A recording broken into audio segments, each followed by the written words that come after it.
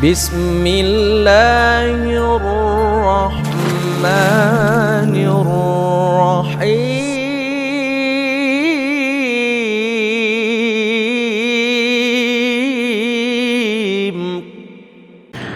Wa ala alihi wa sahbihi wa mawalah wa la hawla wa la quwata illa billahi wa ba'du.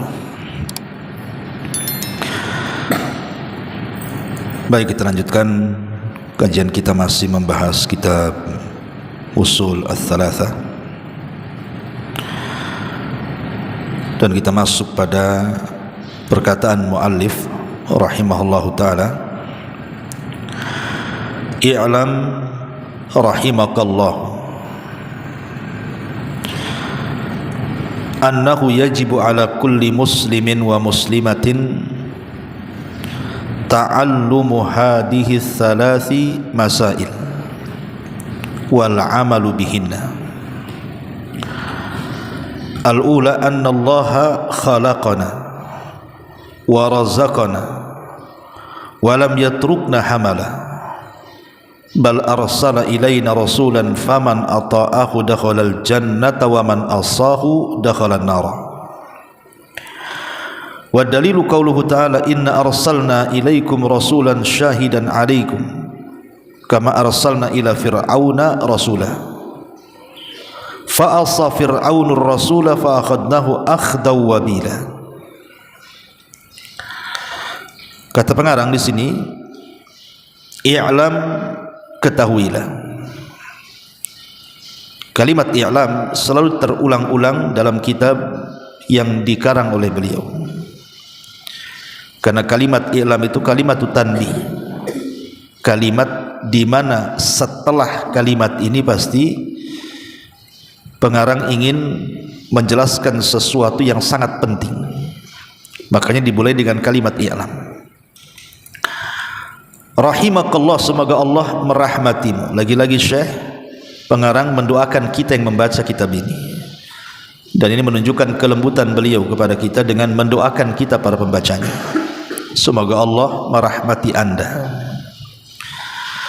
Annahu yajibu ala kulli muslimin wa muslimatin, wajib atas setiap muslim laki-laki dan muslim perempuan, ta'allumu hadhihi tsalathi masaila, mempelajari 3 masalah wal amalu bihinna, dan disuruh untuk mengamalkannya.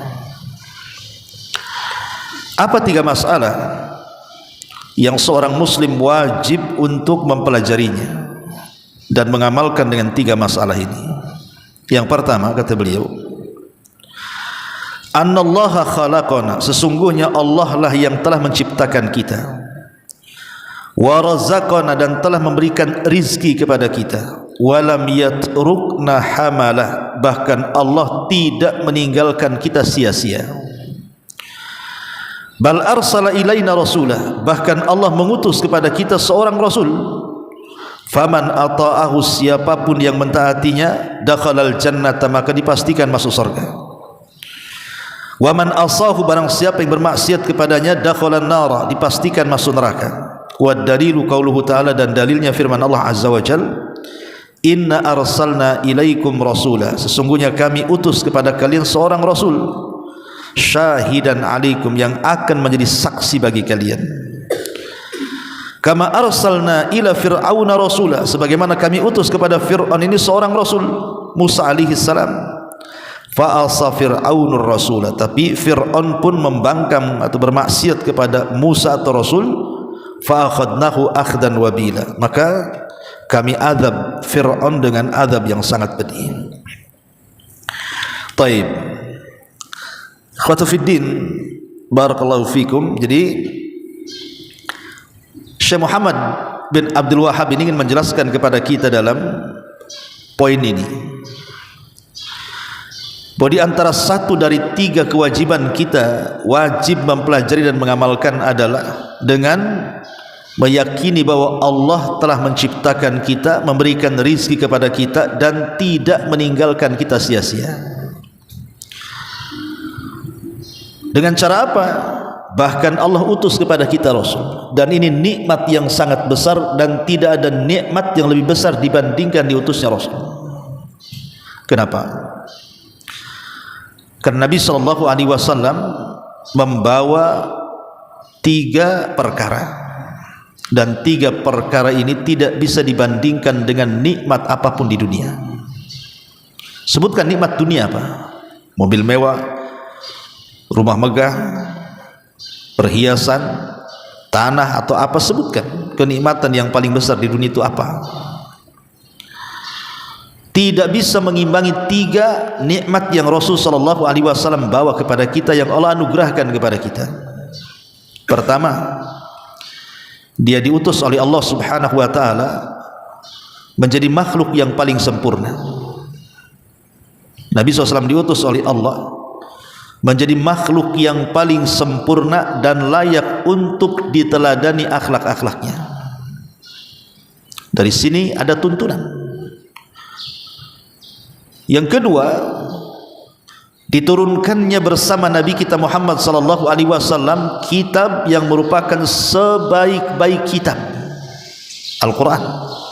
Tidak ada kitab terbaik di dunia kecuali Al-Quran.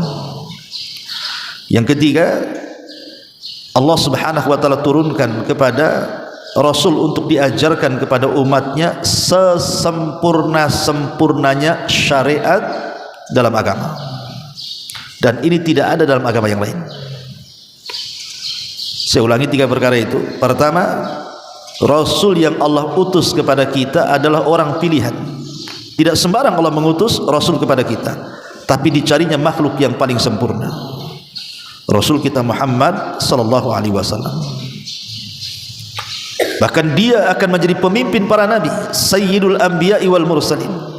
Bukan hanya pemimpin para nabi, semua manusia akan dipimpin Nabi SAW kelak pada hari kiamat. Jadi dia manusia yang sangat sempurna dan bisa ditiru akhlaknya, karena Rasul yang diutus kepada kita itu dari kalangan jenis kita sendiri, yang kita bisa lihat macam mana gaya bicaranya, macam mana gaya muamalahnya, macam mana gaya akhlaknya, semua kita bisa lihat dan kita bisa pelajari. Ini yang pertama. Yang kedua, diturunkannya sesempurna-sempurna kitab, maksudnya Al-Quran. Jadi Quran itu datang memuat semua kitab-kitab langit di dalamnya. Jadi dengan Quran itu sudah mencukupkan dari Injil, Zabur, Taurat, dan Suhuf. Semua ada dalam Quran. Makanya Quran itu terbagi menjadi 3, sepertiganya bicara tauhid, sepertiganya bicara hukum-hukum ibadah, dan sepertiganya bicara tentang akhlak, yang di dalamnya ada kisah-kisah umat terdahulu. Dan satu-satunya mukjizat yang tidak lekang dimakan zaman dan waktu hanya Quran. Sementara kitab-kitab sebelum Quran itu semua terhapus dengan datangnya Quran. Dari sini kita jangan pernah membandingkan Quran dengan kitab-kitab sebelum Quran, tidak akan banding. Jangan dibanding-bandingkan. Karena ada salah satu tokoh di negeri kita ini membanding-bandingkan pula. Ada orang yang membaca kitab Injil, oh di Quran juga ada, ayatnya sama begini. Dia baca lagi Injil dia, kemudian si ustadz ini pula ngomong begitu, oh dalam Quran juga ada yang sama. Gak bisa dibandingkan Quran dengan Injil. Cemana mau disetarakan? Quran itu jauh lebih mulia, jauh lebih mulia dibandingkan kitab-kitab yang lainnya selain Quran. Karena Quran itu menghapus semua ajaran-ajaran sebelumnya. Jadi tidak bisa dibandingkan, apalagi disetarakan, itu tidak mungkin. Karena konsekuensinya kalau disetarakan nantinya seolah-olah semua agama itu sama. Karena isi kitabnya sama, berarti semua agama sama. Ini bahaya. Kalau sudah mengatakan semua agama sama, ini masuk kepada ajaran liberal. Dan kita katakan tidak sama. Agama yang mengatakan Isa anak Tuhan dengan agama yang mengatakan Isa itu nabi, beda, barat timur, mungkin ketemu langit dengan sumur ya. Jadi Quran itu adalah kitab yang tidak ada bandingannya. Kemudian yang ketiga, Allah berikan kepada kita sesempurna-sempurna syariat yang tidak ada dalam agama yang lainnya. Ketika Salmanul Farisi radhiyallahu anhu Ditanya oleh orang Yahudi di zaman itu, "Ya Salman, saya mendengar nabimu, maksudnya sahibmu, Nabi kita Muhammad SAW itu, yu'allimu kulla syai'in hatta al-khira'ah, mengajarkan segala sesuatunya sampai kepada urusan jamban. Apa betul itu, hai Salman?" Dengan bangganya Salman berdiri dan mengatakan, "Ajal, ya, yu'allimuna nabiyuna kulla syai'in hatta al-khira'ah." Ya, tentu saja Nabi kami mengajarkan sesuatu, segala sesuatunya sampai kepada urusan toilet, urusan jamban, semua diajarkan. Bagaimana cara masuk, bagaimana di dalamnya, bagaimana cara keluarnya, apa yang dibaca, semua diajarkan. Dan ini tidak ada dalam ajaran agama yang lain. Jadi nikmat yang Allah berikan kepada kita adalah lewat seorang Rasul ini disampaikan syariat yang paling sempurna. Inilah 3 nikmat yang Allah anugerahkan kepada kita. Tidak ada yang membandingi 3 nikmat ini. Diutusnya manusia yang paling sempurna, diutusnya kitab yang paling sempurna, diutusnya syariat yang paling sempurna. Makanya di sini pengarang mengatakan, "Annallaha khalaqana", sesungguhnya Allah telah menciptakan kita. "Wa razaqana", dan telah memberikan rizki kepada kita. Di sini menunjukkan apa? Tauhid rububiyah. "Walam yatrukna hamala", dan tidak meninggalkan kita sia-sia. Ketika Allah Subhanahu wa taala mengatakan, "Wa ma khalaqtul jinna wal insa illa liya'budun", tidaklah kami ciptakan jin dan manusia kecuali untuk beribadah. Apa Allah Subhanahu wa taala biarkan mereka begitu saja? Tidak tahu cara ibadahnya macam mana? Tidak, bahkan diutus Rasul mengajarkan macam mana cara beribadahnya. Karena tugas Nabi SAW itu yang paling penting adalah 2 perkara. Diutusnya Nabi kepada kita itu yang paling penting 2 perkara. Yang pertama, dia diutus untuk mengenalkan siapa Rabb kita, siapa Tuhan kita. Yang kedua, dia diutus juga bagaimana cara menyembah Rabb kita. Itulah 2 tugas Rasul yang paling penting, mengenalkan kepada kita siapa Tuhan kita. Yang kedua, mengenalkan kepada kita bagaimana pula cara menyembahnya. Dan ini sebuah fitrah yang Allah anugerahkan kepada kita, bahwa Islam itu agama yang lurus dengan fitrah. Apa maksudnya? Setiap bayi yang dilahirkan itu terlahir fitrah. Kullu maulud yuladu alal fitrah. Setiap bayi yang dilahirkan itu terlahir fitrah, maksudnya terlahir muslim. Karena Rasul mengatakan, fa abawahu yuhawidanihi au yunassiranihi au yumajjisani. Bapaknya, orang tuanya yang menjadikan dia Yahudi, menjadikan dia Nasrani, menjadikan dia Majusi. Titik sampai di sini hadisnya. Dan tidak dikatakan orang tuanya yang menjadikan dia muslim, karena memang sudah muslim ketika lahir. Labun bukti bahwa setiap bayi yang dilahirkan terlahir muslim itu, bahwa bayi yang dilahirkan itu sudah dikenalkan siapa Tuhannya, sudah ada perjanjian dengan Allah di alam ruh. Alastu bi rabbikum qalu bala, bukankah aku Rabb kalian? Dia, kata bayi. Kemudian ketika brojol saja janin itu, kalau dia tumbuh, maka nanti kalau sudah besar pasti secara fitrah akan mencari siapa Tuhannya. Fitrahnya itu yang fitrah dia yang mencari siapa Tuhan. Enggak mungkin saya tercipta begitu saja. Oh enggak, kamu tercipta dari orang tuamu. Loh, orang tuamu dari mana? Oh, dari orang tuanya lagi. Orang tuanya dari mana lagi? Orang tuanya sampai ke Adam nanti. Lah, Adam siapa yang menciptakan? Di atas Adam pasti nanti ujung-ujungnya ke sang pencipta. Makanya sering saya analogikan, kalau kita lihat orang-orang primitif itu, orang yang di hutan, nggak ada sekarang lah. Anggaplah ada orang primitif, orang yang masih koteka, masih pakai pakaian nggak jelas gitu ya. Nggak mungkin mereka itu hidup tanpa sesembahan.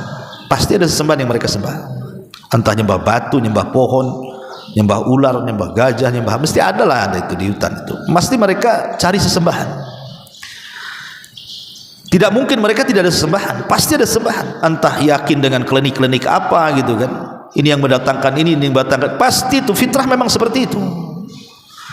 Cuman ketika fitrah ini tidak dibimbing wahyu, tidak datang utusan kepada mereka, maka fitrah itu akan berjalan sesuai dengan apa yang mereka lihat, sesuai dengan apa yang mereka dengar, sesuai dengan apa yang mereka pikirkan dalam benak otak mereka. Seperti ketika orang barat membuat film Alien. Alien tuh alien, makhluk planet tuh. Pertanyaannya apa? Barat tuh pernah ketemu alien? Enggak pernah. Ya mungkin mereka pernah ke planet-planet sana sini kan, yang bisa dinaiki dengan pesawat. Tapi apakah mereka melihat alien? Kenalan dengan alien, hidup bersama? Enggak, itu cerita karya mereka saja. Jadi kalau ada makhluk di langit semacam manusia, mungkin bentuknya kayak begini. Akhirnya dibentuklah sesuai imajinasi mereka, bahwa alien itu identik kepalanya besar, kemudian telinganya panjang, dan begitu seterusnya. Boleh jadi kan? Mereka lo melihat aja nih, tidak.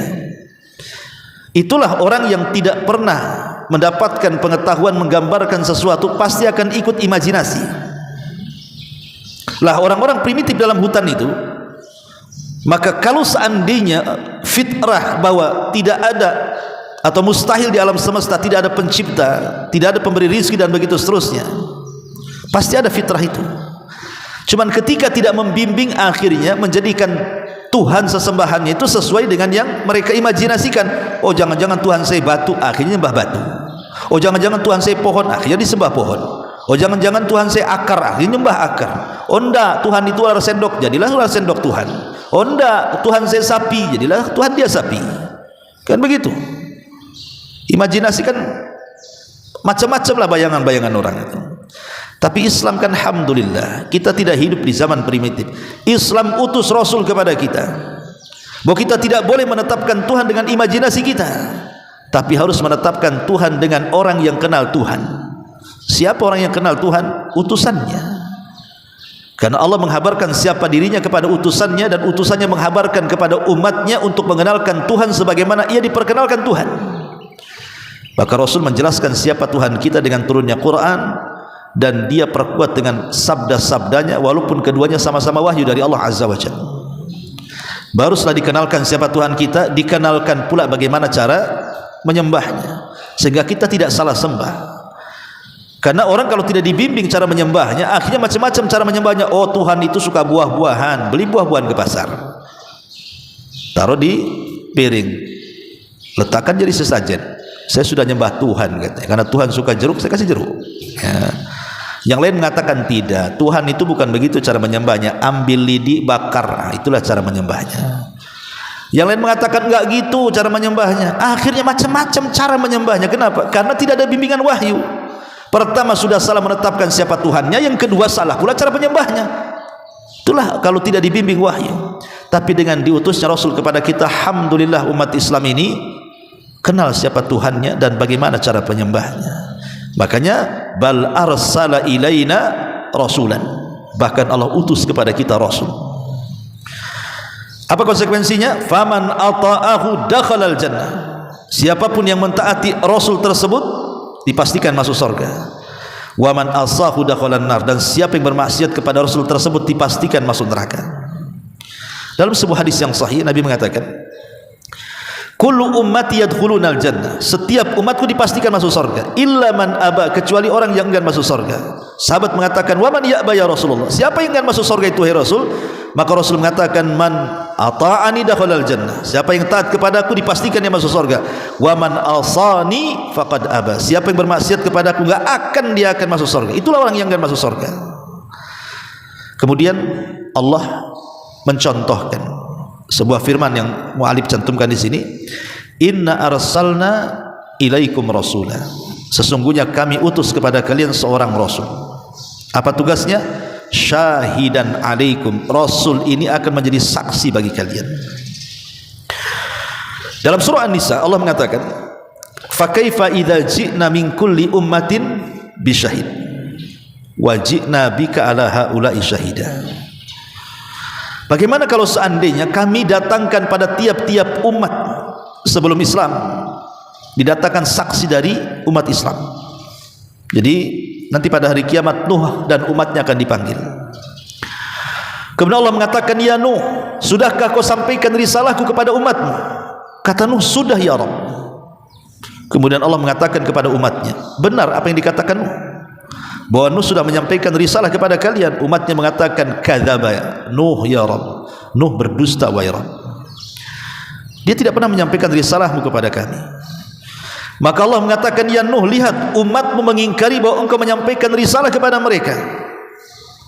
Kata Nuh, tapi saya memiliki saksi ya Rabb, di mana saksi itu akan menunjukkan bahwa kami, kata Nuh, telah menyampaikan risalahmu kepada mereka.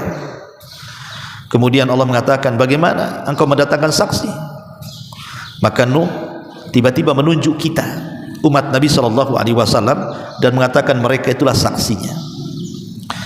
Akhirnya Allah Subhanahu wa taala berfirman kepada umat Rasul dan mengatakan, betul kalian ingin jadi saksi atas kesaksian Nuh bahwa dia sudah menyampaikan risalahku kepada umatnya. Maka semua umat Islam mengatakan, ya, dia telah menyampaikan risalah kepada umatnya. Allah mengatakan, bagaimana kalian bisa mengatakan seperti itu? Bukankah kalian tidak hidup di zaman Nabi Nuh? Namanya saksi harus melihat. Lah, kalian tidak hidup di zaman Nabi Nuh, kenapa kemudian membenarkan Nuh menyampaikan risalahnya? Maka umat Rasul akan mengatakan, yang mengatakan Nuh menyampaikan risalah itu bukan kami, tapi engkau ya Rabb. Kemudian dibaca surah Nuh, bagaimana Nuh sudah menyampaikan risalah atas kabar dari Allah. Maka Allah mengatakan kepada Nuh, shadaqta ya Nuh, engkau benar. Ini kedudukan kita menjadi saksi kepada umat sebelum kita. Tapi ingat, Rasul akan menjadi saksi bagi kita. Kita menjadi saksi kepada umat sebelum kita, Rasul akan menjadi saksi bagi kita. Fa kaifa idza ji'na min kulli ummatin bi syahid? Bagaimana kalau kami datangkan tiap-tiap umat itu, engkau akan jadi saksi mereka. Tapi ingat, wajibna bika ala haula'i syahida. Tapi engkau wahai Muhammad akan menjadi saksi bagi umatmu. Sebagaimana di sini Allah mengatakan, inna arsalna ilaikum rasulan syahidan alaikum. Sungguhnya kami utus Rasul kepada kalian dan dia akan menjadi saksi bagi kalian. Kapan? Kelak pada hari kiamat. Rasul akan menjadi saksi bagi kita. Apakah amalan kita cocok dengan sunnahnya atau tidak? Apakah amalan kita cocok dengan perintahnya atau tidak? Apakah amalan kita cocok dengan hidayahnya atau tidak? Apakah amalan kita cocok dengan petunjuknya atau tidak? Karena nanti ada manusia-manusia diusir dari telaga. Kemudian Rasul mengatakan, ummati ummati ya Rabb, kenapa kau usir umatku? Biarkan mereka minum dari telagaku. Tapi Allah katakan, ya Muhammad, innaka la tadri ma ahdatsu ba'daka innahum ghayyaru wa baddalu. Muhammad, kau tidak tahu apa yang terjadi dengan umat sepeninggalmu. Mereka sudah merubah-rubah petunjukmu, mereka sudah merubah-rubah sunnahmu. Biarkan mereka terusir. Rasul akan jadi saksi bagi umatnya kelak pada hari kiamat. Siapa yang ketika di dunia benar-benar mencintai Rasul, taat kepada Rasul, dengan orang yang hanya sekedar pengklaiman cinta kepada Rasul padahal dia paling benci dengan sunnah Rasul, dengan banyak melakukan bid'ah dan penyimpangan. Maka di sini Allah mengatakan syahidan alaikum. Kemudian Allah mengatakan kama arsalna ila fir'auna rasulah, sebagaimana kami telah utus kepada Fir'aun itu Musa Rasul. Tapi apa yang terjadi? Fa'asa fir'aunur rasulah, tapi si Fir'aun ini bermaksiat kepada ajakan Musa. Fa'akhadnahu akhdan wabila, maka kami adab dengan adab yang sangat pedih. Seolah-olah Allah ingin katakan kepada kita, jangan seperti Fir'aun yang bermaksiat kepada Musa. Jangan seperti Fir'aun yang bermaksiat kepada Musa. Kita tidak boleh maksiat kepada Rasul, karena konsekuensinya kalau kita sampai bermaksiat kepada Rasul, Allah masukkan kita ke neraka. Faman ata'ani dakhalal jannah wa man asani faqad aba. Siapa yang bermaksiat kepadaku masuk neraka kau, siapa yang taat kepadaku silahkan masuk ke dalam surga. Inilah yang pertama, kita diingatkan dengan nikmat diutusnya sesempurna-sempurna Rasul, bahkan Sayyidul Anbiya wal Mursalin. Kemudian sesempurna-sempurnanya kitab yang Allah turunkan dari langit untuk kita, dan sesempurna-sempurnanya syariat yang membimbing kita, sehingga Allah Subhanahu wa taala memberikan syariat terbaik. Apa yang bisa menjadikan kita baik, apa yang menjadikan kita buruk, apa yang menjadikan kita masuk surga, apa yang menjadikan kita jauh dari neraka, dan begitu seterusnya, semua sudah dijelaskan dalam syariat yang sangat mulia dan sempurna. Al-yauma akmaltu lakum dinakum wa atmamtu alaikum ni'mati wa raditu lakumul Islam Madinah. Pada hari ini kusempurnakan kepada kalian agamaku, kusempurnakan nikmatku untuk kalian, dan kuridhoi Islam sebagai agama kalian. Sampai di sini saja. Subhanaka bihamdika asyhadu an la ilaha illa anta astaghfiruka wa atubu ilaik. Allahu taala alam. Assalamualaikum warahmatullahi wabarakatuh.